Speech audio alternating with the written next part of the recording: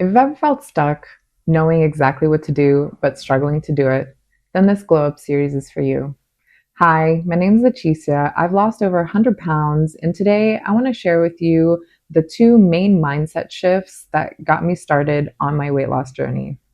This isn't about perfection or aesthetic. This is about self discipline, routine, and learning to love yourself from the inside out. And if you'd like to get started on your glow up, I've created a reset checklist that's in the description below. Number one, learn to enjoy doing chores and getting shit done. When I first moved to New York, I was 20 years old and I had tried everything for weight loss, but I was still the biggest person in most rooms with the lowest self esteem. I considered myself lazy and I was always going to be that way. I thought that I was always going to be someone that didn't like exercising, didn't like cleaning. I had this idea of myself that I believed was going to be that way forever until I moved in with a particularly messy couple and I saw from their behaviors that this isn't something that I wanted for myself. I started to take better care of my things. Before, I didn't give value to whatever I did have. So things were all over the place. My makeup, my clothes, everything was kind of scattered. And I realized that the beginning of the weight loss was not about actual dieting or losing weight. It was simply becoming someone that enjoyed getting shit done. Waking up, doing my bed, folding my pajamas, making sure I didn't leave anything in the bathroom. I started actually learning to cook slowly. At 20 years old, I had gotten so big because I would rather order takeout, buy frozen pizzas, cook mac and cheese than actually learn how to cut up a broccoli or peel anything or deal with the mess that comes with cutting up an onion, cutting up a pineapple. I never ate fruits. I never ate anything green. My whole life was based on Dunkin' Donuts, Burger King, and some chicken nuggets. Those were the habits that I had created mostly because I was lazy to try to cook. I didn't want to eat healthy and I really didn't want to clean up after myself. So with this mindset shift, I began changing my perspective. The simple things that before I would just walk over whatever was on the floor. I was avoiding movement at all costs. So that meant messy everything. And after living with this couple to a point where when I first moved in, I had to actually go out and buy cleaning supplies and latex gloves and clean the shower so I could use it for the first time. That level of low hygiene, I hadn't realized how much it impacts our mental health. And because I was trying to do the opposite of what they were doing, eventually weight started coming off by itself without me actually embarking on this weight loss journey. All I wanted to do was not be someone who was messy.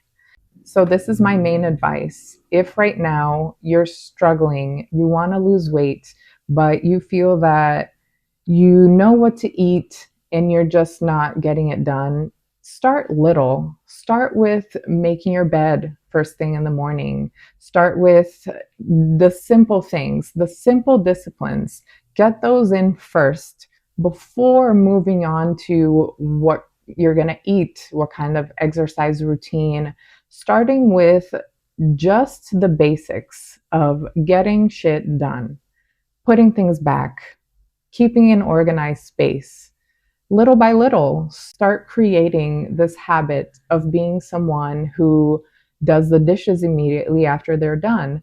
Because what ended up happening, and I realized, was if the kitchen was dirty and I was trying to be healthy, but I saw a sink full of dishes, I would go out to eat because I didn't want to deal with the kitchen before even cooking to having to clean it a second time.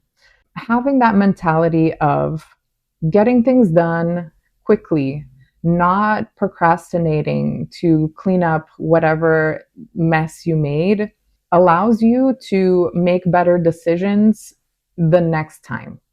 So, for example, if you want to start this journey, you want to eat healthier, but everything's all over the place, you have foods in your kitchen that you know you struggle to control yourself with, those things out.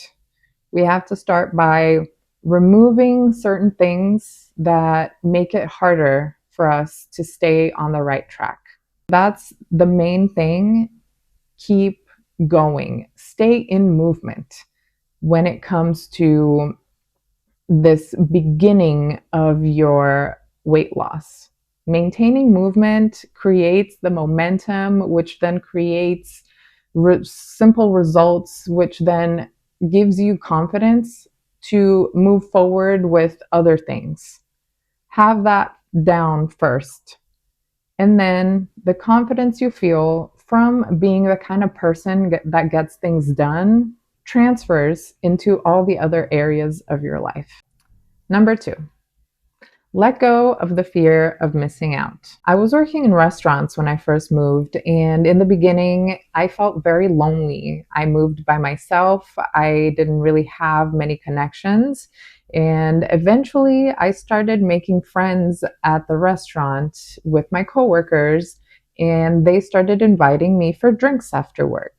I was so excited to be invited. I was so excited to feel a part of the group and of New York. I was going out almost every night. I was saying yes because I wanted to make connections, I wanted to make friends, and it would take spending more time outside of work. I was going out most nights, which meant that I was also eating out most nights. I was drinking heavily. The next morning, I was sleeping in. I was hungover, so I wanted hangover foods, and that became a cycle for several months. And I was really excited to live in New York because one of the ways that I wanted to express myself was through fashion. And in New York, you feel free to wear whatever you want. But I was at a size that I couldn't find things that I wanted to wear. And so I was happy to be in New York, but I was still sad because I was still comparing myself to women and their beautiful outfits. And that was really hard for me. So I had to realize that although I was having a lot of fun going out with my coworkers, it was getting to a point where we weren't talking about things that were revolutionary. We weren't talking about ideas or the future or plans. We were discussing the clients that had come in that day that didn't tip, or the hostess who had triple sat this person. And we were having fun, but that's all it was. And after I realized this pattern of going out, eating, sleeping in, eating some more, going to work, and doing it all over again, I realized it wasn't healthy and that I actually wanted to stay in some nights. I wanted to, instead of saying yes to going out for drinks, going grocery shopping at Trader Joe's. I was still very new to cooking and eating healthy, but I chose to stay in and start reading books that were in the self development field. Before that, I would read lots of romance novels, but never anything that would spark something in me for change. And then I discovered books about weight loss, about struggles of binge eating, and I was staying home and consuming that information versus going out and maintaining that toxic cycle. I started romanticizing my life. I started feeling that it was okay for me to say no that I could every once in a while go out with them, but I needed time with myself to put myself in the position that I really wanted to be in. And that meant not going out every night. Making those choices were hard. I really wanted to go out. There were so many days where it was really hard shifts. We would work long hours, and at the end, it felt like we deserved a drink. But I knew deep down that I wasn't okay in my body. I wasn't okay with the size that I was, and I knew that if I never stopped, it was going to continue, and I would feel sad in my body, but living in a beautiful place that I've always dreamed of living. So that was how I began romanticizing my life.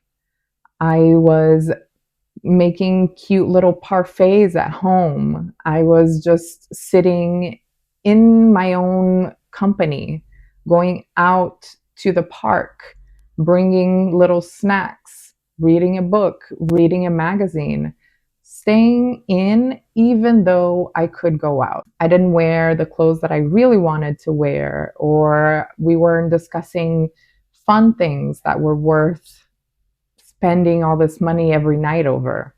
The next step to take it to the next level was I decided to plan a trip.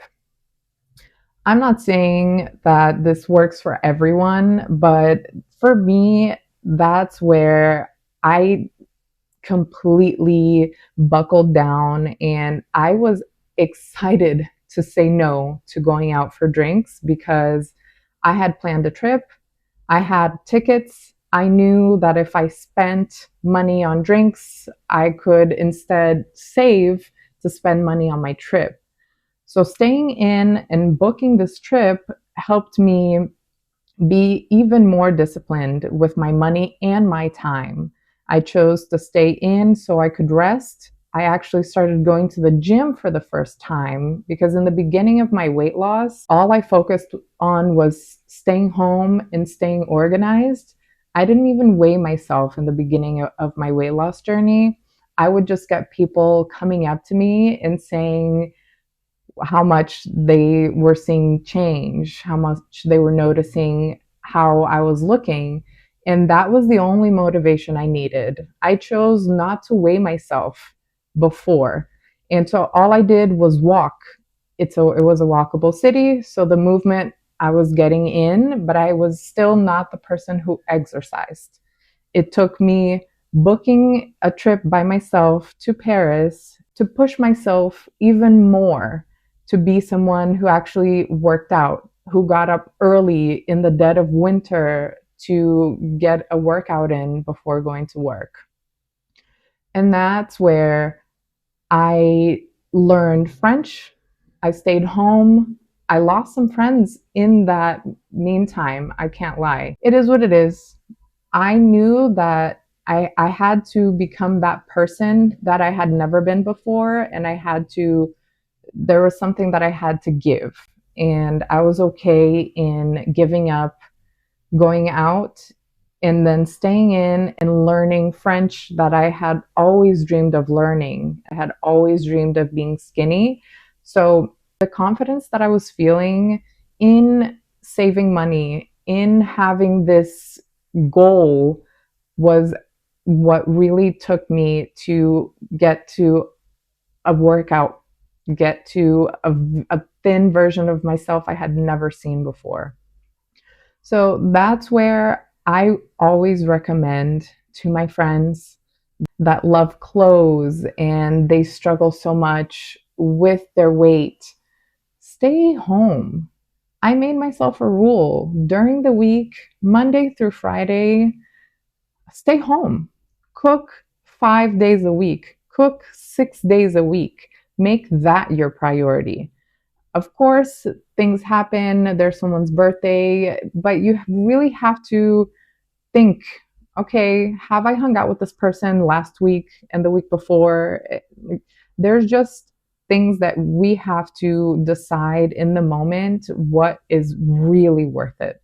Is it worth staying in, cooking, putting a candle on, a beautiful jazz playlist while you eat, romanticizing your time by yourself versus going out, talking about things that you've already caught up on and you're still not feeling great in your body and you had to wear clothes that you didn't want to wear, but they were the ones that fit. That's my personal mantra. If I can 6 days a week cook, I can allow myself one day to go out. But the idea is having this routine. And then when you're finally ready and you know that when you go out, you're not going to go crazy and binge because you're seeing the results of the work you're putting in, it makes things so much better. It's a much more enjoyable way to go out, to enjoy yourself. And a lot of people probably won't agree with me, but as someone who struggled with actual like food addiction, sugar addiction, binge eating, compulsive eating, the struggle of putting yourself in a position that you may not have the discipline for, especially in the beginning, it's not worth it. So stay home. So now I'd like to discuss the guilt and shame that we feel after we lose weight and then we gain some weight back.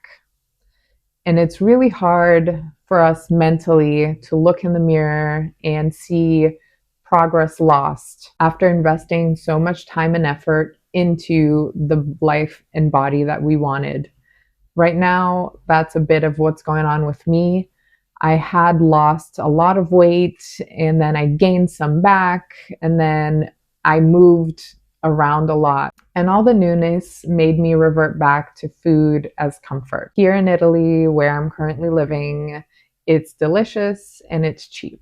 And so after I moved here, it was, I went into vacation mode. I had to tell my mind, I live here.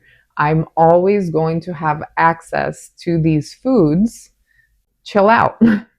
But it took me a really long time to put my brain at ease instead of wanting to eat everything before I went back home. But I'm now living here, and so there was no need. I had to literally tell my brain to calm the fuck down because it was in that mode of wanting to enjoy everything.